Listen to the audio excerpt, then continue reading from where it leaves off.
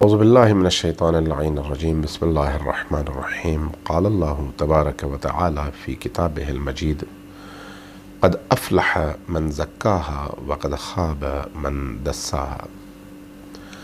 عزیزان گرامی، انسان کی زندگی میں ایک ایسی چیز جو ہمیشہ اس کو بیلنس اور اعتدال نہ ہونے کی صورت میں اپنے حدود سے نکال کر گمراہی، تباہی اور بربادی کی طرف لے جاتی ہے، وہ انسان کی لمبی اور طویل آرزویں ہیں۔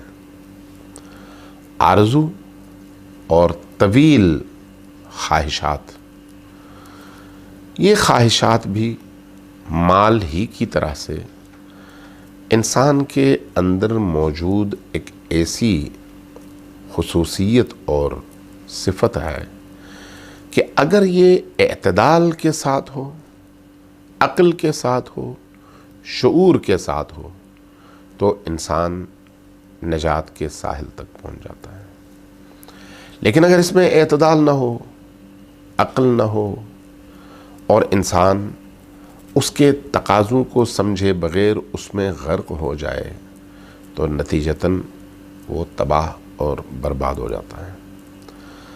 امیر المومنین علی ابن ابی طالب علیہ السلام نے ایک بڑا خوبصورت جملہ ارشاد فرمایا العمل کالسراب، یہ جو خواہشات ہیں یہ سراب ہیں۔ سراب آپ کو معلوم ہے، اگر آپ گاڑی پہ بیٹھے ہوں، گرمی کا موسم ہو، سڑک پہ جا رہے ہوں، دور سڑک کے اوپر آپ کو پانی نظر آئے گا، صحرا میں جا رہے ہوں تو صحرا میں بھی دور آپ کو پانی نظر آئے گا، لیکن جب آپ قریب پہنچیں گے تو دیکھیں گے ریت ہی رہتا ہے، پانی کہیں پر نہیں ہے۔ یہ کیا تھا؟ یہ نظروں کا دھوکہ تھا۔ امیر المومنین یہی فرماتے ہیں العمل کالسراب، یہ جو خواہشات ہیں، آرزویں ہیں، یہ خواہشات ہیں، یہ سراب ہیں۔ ایسا سراب ہے کہ جس کا ظاہر تو دل فریب ہے، جس کا ظاہر تو خوبصورت ہے، جس کا ظاہر تو انسان کو دھوکہ دینے کا باعث ہے، لیکن اس کا باطن انسان کو تباہ اور برباد کر دیتا ہے، چونکہ اس کی کوئی حقیقت نہیں ہے۔ رسول اللہ صلی اللہ علیہ وآلہ وسلم نے ایک جملہ ارشاد فرمایا کہ العمل الرحمہ لامتی ولولا العمل ما وضعت والدۃ ولدہا۔ یہ دوسرا پہلو ہے کہ یہ جو خواہشات ہیں، یہ جو آرزویں ہیں، یہ میری امت کے لیے ایک رحمت ہے۔ کس معنی میں؟ فرمایا کہ اگر یہ آرزو اور یہ امید اور یہ خواہشات انسان کے اندر نہ ہوں تو ایک ماں اپنے بچے کو دودھ نہیں پلائے گی کبھی بھی۔ وہ اس کی آرزویں ہوتی ہیں جو اس بچے سے وابستہ ہوتی ہیں، اس بچے کے مستقبل سے وابستہ ہوتی ہیں، جس کی وجہ سے وہ اس بچے کو دودھ پلاتی ہے۔ اگر یہ آرزویں نہ ہوں تو کوئی انسان کسی درخت کو پانی نہیں دے گا۔ یہ انسان کی آرزویں ہیں جن کی وجہ سے ایک شخص درخت کو پانی دیتا ہے، اس کی نشو و نما میں مدد کرتا ہے، اس کے بڑھنے میں اس کی مدد کرتا ہے، خود وہ نہ بھی ہو تو آنے والی نسلیں اس درخت کے پھل سے استفادہ کرتی ہیں۔ یہ بھی آرزو ہے، وہ بھی آرزو ہے، یہ بھی خواہش ہے، وہ بھی خواہش ہے، لیکن جہاں اس خواہش اور آرزو کو آپ نے بیلنس کیا، ہدف کے تابع کیا اور اس کے حوالے سے آپ نے شرعی حدود اور اللہ کے بتائے ہوئے رستے کا خیال رکھا، تو یہی آرزو آپ کی ترقی اور تکامل کا بہترین ذریعہ ہے۔ یہ لمبی آرزویں ہوتی ہیں، کاش میرے پاس یہ ہوتا، کاش میرے پاس وہ ہوتا۔ کبھی کبھی ہم مال کے حوالے سے آرزو کرتے ہیں، کاش میرے پاس اتنی دولت ہوتی، اور پھر جب دولت ملتی ہے تو اس وقت اس دولت کا درست رستے پر استعمال نہیں کر پاتے، نتیجتاً وہی دولت ہماری تباہی کا باعث بنتی ہے۔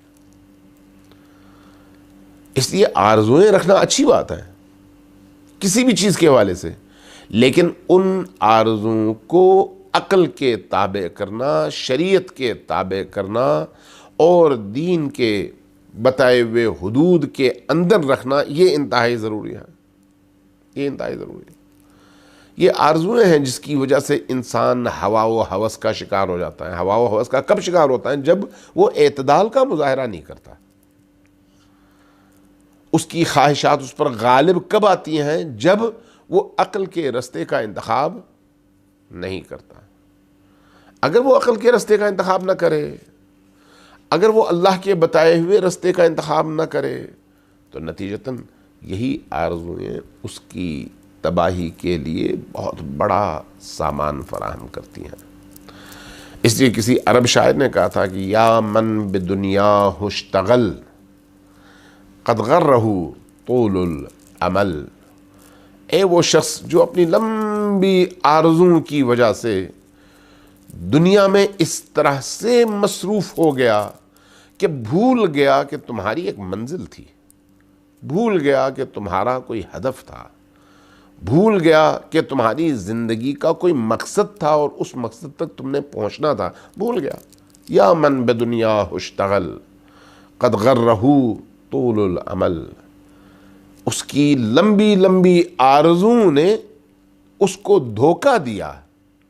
قد غرہ طول العمل والموت یأتی بغتۃ والقبر صندوق العمل، اچانک موت اس کے سر پہ آ کر کھڑی ہو گئی، اور جب موت اچانک سر پر آ کر کھڑی ہو گئی تو تب اس کو محسوس ہوا کہ میں نے تو لمبی خواہشات اور آرزوؤں میں قبر کو بھی بلا دیا تھا، رب کو بھی بلا دیا تھا، حساب و کتاب کو بھی بلا دیا تھا، نکیر اور منکر کو بھی بلا دیا تھا، جنت اور جہنم کو بھی بلا دیا تھا، اللہ کے عقاب اور عذاب کو بھی بلا دیا تھا، اس کی نعمتوں کو بھی بلا دیا تھا۔ اب اچانک موت سر پر آ گئی ہے، آگے قبر ہے، اور قبر کے بعد ایک ابدی لیکن عذاب سے بھرپور زندگی ہے۔ اب میں کہاں جاؤں؟ اب میں کہاں جاؤں؟